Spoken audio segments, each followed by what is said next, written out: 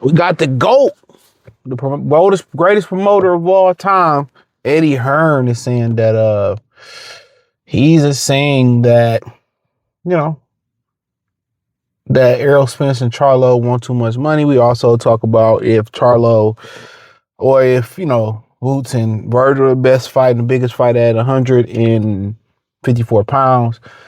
But he laid it out and said, you know, Boots want the titles and we want the titles.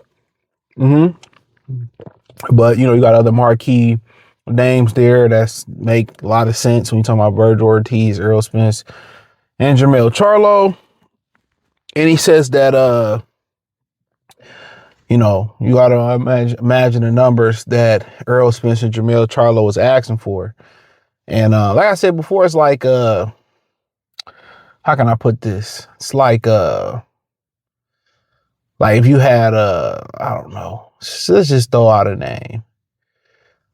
Like if, you know, Paul George hit free agency right now and he demanding a max contract, you know, but you know, he ain't been that Paul George in years. That's what it's like for them. So Errol Spence and Charlo, you know, they supposed to fight each other. Apparently, I heard through the grapevine, Jamel just wanted $5 million. And right now, it don't seem like they fighting each other. You know, they think that I've done so much in the seniority wise, I deserve this. Thing about boxing is, you know, when you don't establish yourself as a marquee name, see that marquee word he throwing out, like, you know, you used to see like, you know, like, let's say, I don't know, Anita Baker tonight, also featuring a few other names, like the marquee names is Anita Baker. And then sub under that, you might, let's say, Stephanie Mills or Alicia Myers and, you know, but then you may also have a Brandy on the show. There's no disrespect. I'm just throwing out random names. You may have you know, Slave on the show or Gabby, you know, but they may not have made the marquee. That's them. Like they're not marquee names. They're not even the subsidiaries to, or the subsidiary names or the sub names to, Anita Baker on the marquee. They're not marquee names. They never established themselves as a true marquee superstar in the sport of boxing. You know, just be honest, like Canelo, you know, and Pacquiao could still come back if they, let's use Pacquiao, and demand a certain amount of bread. That's a fact. They could still come back and demand a certain amount of bread. They not that. They never established themselves in boxing to be a Duran or a Hearns or a Hagler or a Holyfield or a Tyson or Ali. They never established that. They can have undisputed or I had this title, but you look at their numbers and the factual numbers, they never established themselves in that way. That's why I continue to say they do nothing for Boots. They've never done Chavez type of numbers. They've never done Mayweather type of numbers. You know, they try to curve the scale. Like that's how they curve the reading scale, you know, to make everybody literate. But in reality, are you really literate? If you're, no matter if they say, okay, we're going to move the bar down for literacy, you're still illiterate. It doesn't matter because just because of, you know, they dumb shit down, you just still illiterate. You still not literate, you know? So it's the same thing. You can dumb down and say, well, 100,000 pay-per-view is the new 500,000, 500 the new million. Oh, because it doesn't matter. You can't curve it. You're not a star. So him, you know, scraping up the money to make those fights happen, you're definitely going to lose on a return. Boots is a nobody. Okay, let's just keep it real. He's a nobody. If he was somebody, he still wouldn't be banking out the trap that we know is Philadelphia. He still wouldn't be trapping in the city. Vegas, like, we got to have this kid. Jerry Jones, like, we got to have this kid. The Madison Square Garden said, we got to have this. The Barclays Center said, we got to have this. We got to have him. He hasn't established himself that way. And there's nothing wrong with that. He got time. But Earl, it wasn't going to change Fondora's look. Crawford would have done more for Fondora than Earl could have ever did. Or Jamel together. They can fuse together and fusion and do all that. They never established themselves like that. I don't care what y'all say. I know with superstars, they never was a superstar. So Eddie ponying up that money is just, it's going to be a loss. You know, they're just as important as the title holders, really. But you can get if you can get the champions in the ring, it'll be far less cheaper than getting them, and you'll get the same effect. You get a better effect. You start, unifying titles and shit like that, in my opinion. Fighting them means nothing, bro. They never amassed a real fan base or a real cult-ish type of following. So you to pay them all this money and you're not going to get a ROI, return on investment. I guarantee you won't. You're going to lose, So, for him, it ain't no point. Now, if they like, okay, shit, we can do this and you can do a workable number. Yes, then it makes sense, but they're not going to be workable. They've been spoiled rotten and you got inflation and they think they not important. They're not important to this era. But nobody's really important to this era outside of guys like Usyk, Crawford, Canelo. Those guys were important to this. A lot of y'all took from the era, bro. Y'all benefited on what Tim Bradley and Mayweather and Pacquiao and Marquez and De La Hoya and the era before y'all benefited. Let's keep it real.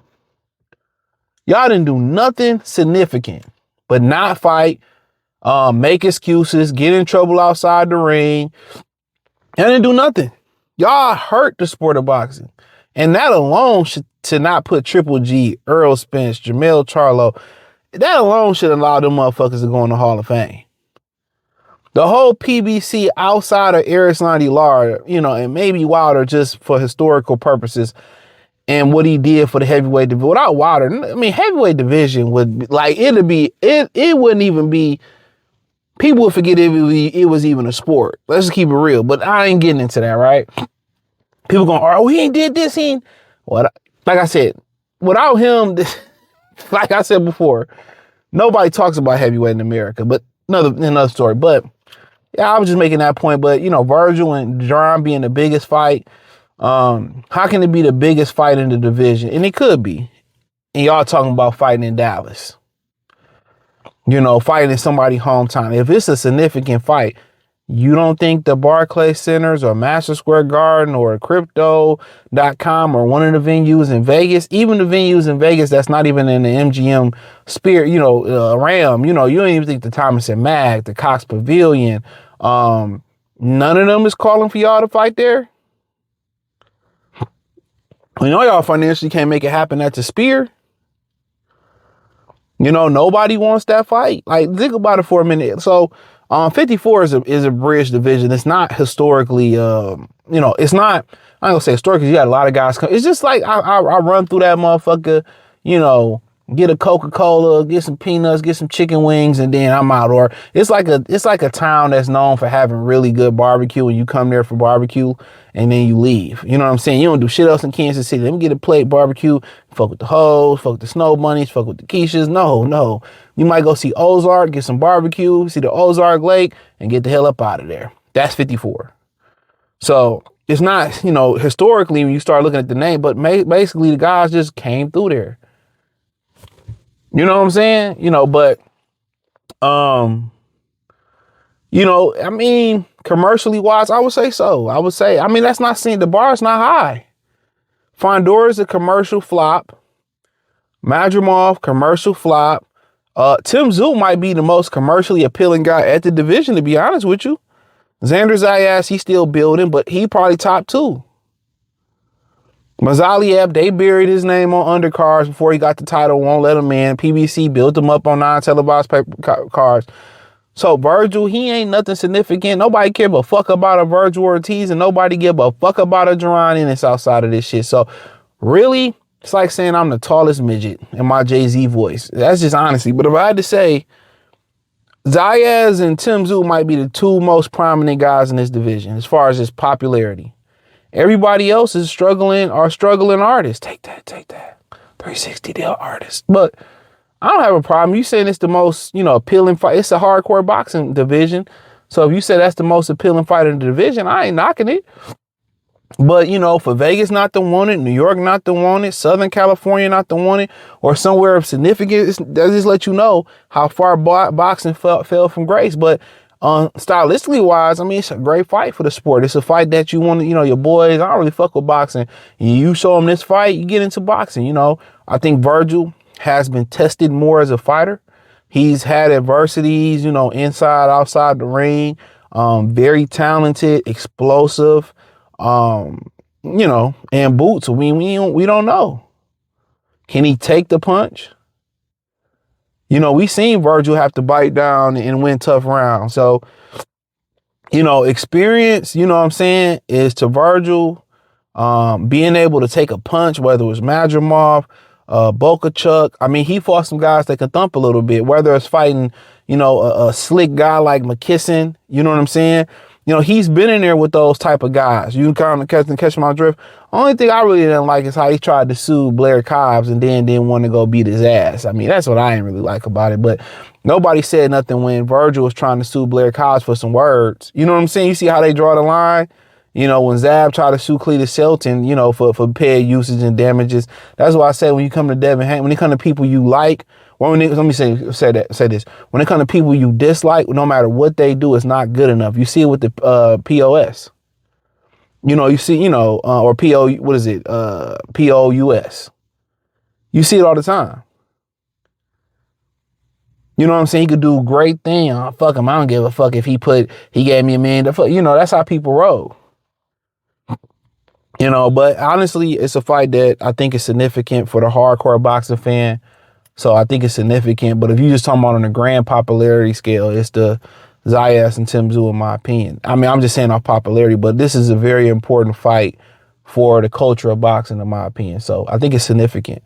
So yeah, I would agree. Yes, for the culture, I believe so. So thumbs up the video, share the video, subscribe to the channel, hit the link tree. You can find me everywhere from X, Facebook, Kick, Twitch, the whole nine. Appreciate the love and support. Join the Patreon. Peace.